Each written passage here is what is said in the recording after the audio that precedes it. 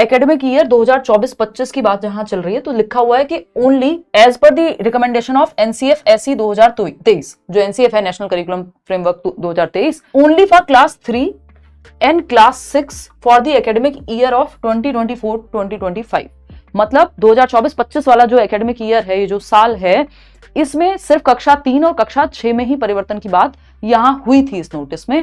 तो बाकी सारी किताबें अभी ऐसे ही रहेंगी, नई आ भी जाएं तब भी वो नए एकेडमिक सेशन से ही लागू होंगी। जैसा कि अगर इस नोटिस के अकॉर्डिंग अगर हम जाएं तो उन्होंने कक्षा 3, क्लास 3 और 6 में जो है बुक्स के चेंजेस होने की बात की है, जो जिसमें आपकी जो नेशनल एजुकेशन पॉलिसी है 2020 वाली, जिसकी वजह से चेंजेस आने लाजमी ही हैं। ओल्ड एनसीईआरटी आपकी कक्षा 3 की बात हो रही है, सिर्फ कक्षा 3 और 6 में ही चेंज हुआ है, क्लास 3 और क्लास 6 में ही चेंजेस हुए हैं, बाकी अभी नहीं हुए हैं। ठीक, और पेपर से पहले होने भी नहीं वाले, नेक्स्ट एकेडमिक ईयर में होगा कुछ अगर हुआ तो, मतलब होना तो है ही।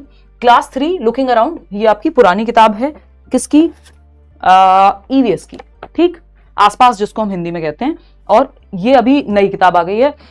लगभग आधे कर दिए हैं चैप्टर, इसमें 24 चैप्टर थे, इसमें 12 हैं, लेकिन थीम बेस्ड है और थोड़ा सा डिफरेंस है ना। तो वो जो चेंजेस हैं इनको आसपास से लेकर के एक बार पढ़ लेना है, नहीं तो एनसीईआरटी की जो वेबसाइट है आपकी, यहां से आप किसी भी क्लास की, ये ncert.nic.in, आप कोई भी क्लास की जो है एनसीईआरटी डाउनलोड करके पढ़ सकते हैं।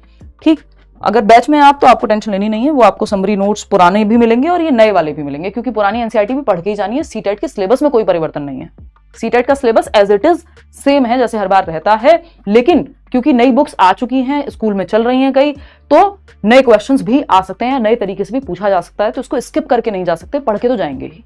तो प्रीवियस तो पढ़ना ही है, जो आपको नोट्स दिए हुए हैं एटलीस्ट उनको रीड कर लेना है, और जो नए वाली है उसको भी पढ़ के जाना है। तो पेपर 2 में साइंस और एसएसटी की जब हम बात करें, मैथ्स में कोई खास परिवर्तन है नहीं।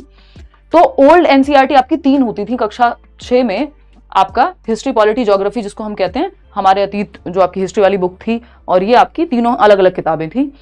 अभी इन तीनों को मर्ज करके एक सिंपल एक ही किताब बना दी गई है, exploring society India and beyond, ये इसका नाम है। मतलब सिलेबस काफी कम हुआ है उस हिसाब से अगर हम देखें तो। साइंस की पहले भी एक ही बुक थी, अभी भी एक ही बुक है, बस नाम चेंज हो गया है, वो साइंस से क्यूरियोसिटी कर दिया है, जिज्ञासा कर दिया है, सिंपल।